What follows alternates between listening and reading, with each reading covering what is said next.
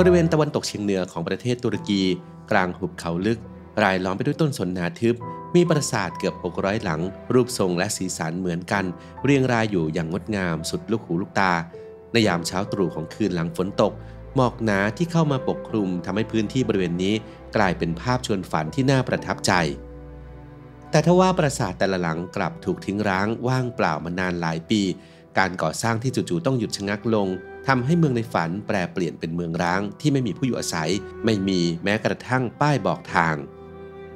คลิปนี้อับดุลเฮทูบจะพาไปเจาะลึกเรื่องราวที่น่าสนใจของเบิร์ชอันบาบัสเมืองแห่งปราสาทร้างในตุรกีตั้งแต่จุดเริ่มต้นของความยิ่งใหญ่หรูหราสุดอลังการไปจนถึงความโดดเดี่ยวอ้างว้างกลางป่าสนไปติดตามกันครับ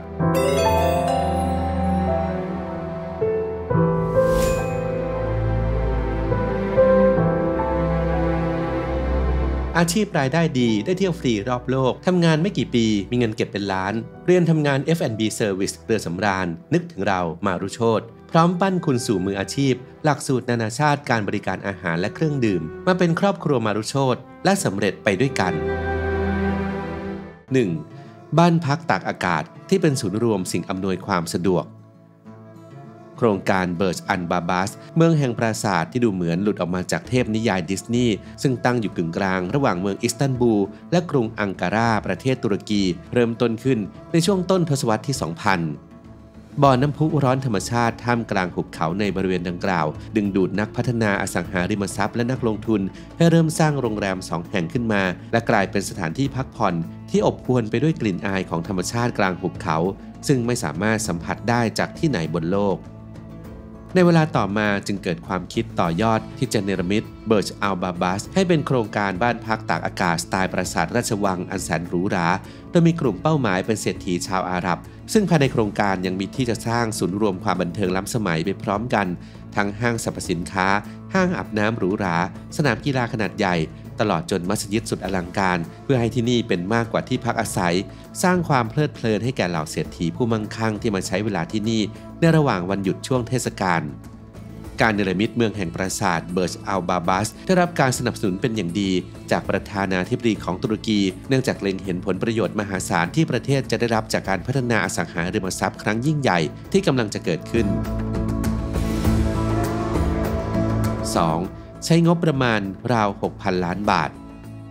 งบประมาณที่คาดว่าจะใช้ในการสร้างเมืองในฝันแห่งนี้อยู่ที่$200 ล้านหรือประมาณ 6,000 ล้านบาทเพื่อสร้างปราสาท732หลังโดยมีการระดมแรงงานกว่า 25,000 คนเป็นการทุ่มเททั้งกำลังคนและกำลังทรัพย์ครั้งใหญ่จากเหล่านักลงทุนมืออาชีพ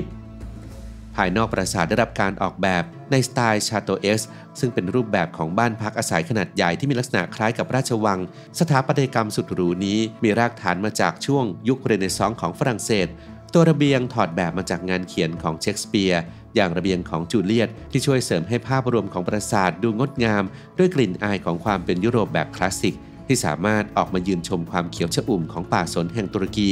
ตามแบบอย่างของตึกโบราณในประวัติศาสตร์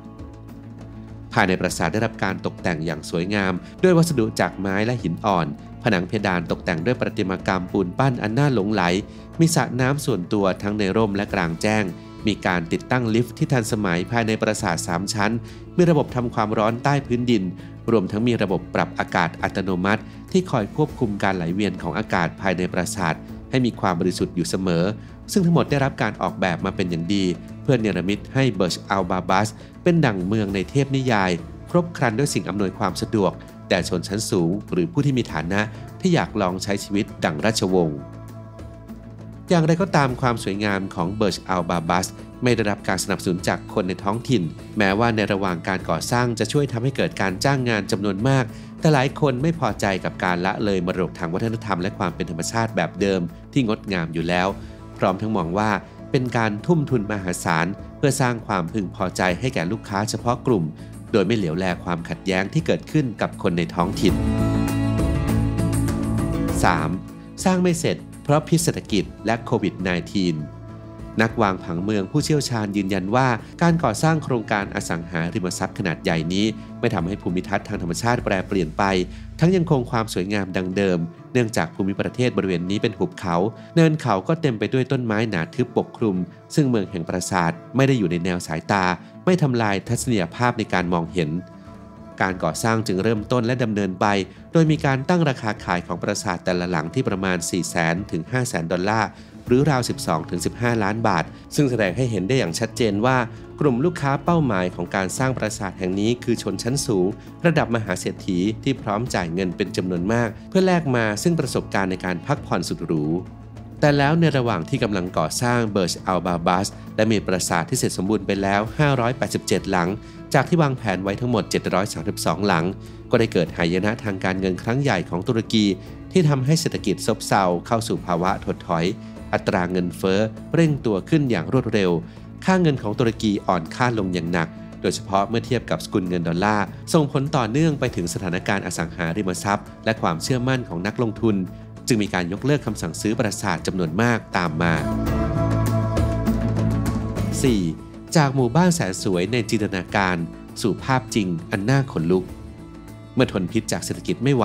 เจ้าของโครงการจึงตัดสินใจประกาศล้มละลายทำให้การก่อสร้างหยุดชะงักหลังวิกฤตเศรษฐกิจปราสาทหลายหลังถูกทิ้งร้างมีแต่โครงเหล็กเพราะต้องหยุดการสร้างกระทันหันเครื่องไม้เครื่องมือที่ใช้ในการก่อสร้างถูกวางทิ้งไว้ระเนระนาดมีถนนที่สร้างไม่เสร็จเศษซากต่างๆเกลื่อนพื้นในที่สุดนั้นภาพความจริงอันน่าเศร้าก็เข้ามาแทนที่ภาพเมืองแห่งความฝันเคราะห์ร้ายยังกระหน่ำซ้ำเติมด้วยการแพร่ระบาดของโควิด -19 ส่งผลให้โลกทั้งโลกนั้นหยุดนิ่งเช่นเดียวกับเมืองปราสาทร้างแห่งนี้ที่ตั้งอยู่เรียงรายอยู่กลางหุบเขาและแม้ว่าปราสาทแต่ละหลังจะสร้างขึ้นจากการออกแบบด้วยศิลปะขั้นสูงแต่ทว่าเมื่อมองไปแล้วกลับชวนให้รู้สึกถึงความโดดเดี่ยวและอ้างว้างชวนขนลุกที่ช่างแตกต่างจากภาพของเมืองในฝันอย่างสิ้นเชิงนอกจากนี้เป้าหมายเกี่ยวกับรายได้จำนวนมหาศาลจากการขายอสังหาริมทรัพย์ที่ควรเข้ามากระตุ้นเศรษฐกิจประเทศกลับกลายเป็นหนี้สินมหาศาลราว24ล้านดอลลาร์ที่ผู้สร้างต้องสะสางและการอ่อนค่าลงของเงินลีราของตุรกีส่งผลให้มีมูลหนี้เพิ่มขึ้นหลายเท่าตัวการชำระหนี้ยิ่งยากลำบากมากขึ้นเจ้าของโครงการยืนยันว่าโครงการนี้ยังไม่ถึงจุดสิ้นสุดและแม้จะอยู่ในสถานะล้มละลายแต่ก็ยังเชื่อมั่นครับว่าปราสาทจะกลับมาขายได้อีกครั้งเพื่อนำเงินไปชำระหนี้และพัฒนาโครงการให้แล้วเสร็จได้ในอนาคต 5. อนาคตของเบิร์ชอัลบาบัสล่าสุด Nova Group Holdings บริษัทสัญชาติอเมริกันได้เข้ามาซื้อโครงการปราสาทร้างเบิร์ชอัลบาบัสทั้งหมดเอาไว้เรียบร้อยแล้วและจะปรับโครงสร้างหนี้รับโครงการนี้มาพัฒนาต่อและผลักดันให้แล้วเสร็จให้จงได้โดยอาจต้องมีการรื้อถอนดัดแปลงบางส่วนซึ่งการกอบกู้เบิร์ชอัลบาบัสให้กลับมาเป็นเมืองแห่งปราสาทชวนฝันจะสำเร็จหรือไม่ยังไม่เป็นที่แน่ชัดแต่เป็นสิ่งที่ยังต้องติดตามกันต่อไป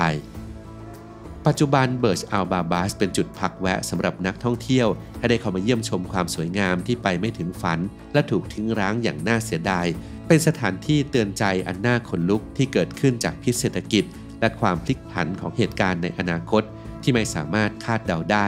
แม้ว่าจะบริหารจัดการด้วยองค์กรที่ยิ่งใหญ่ก็ตาม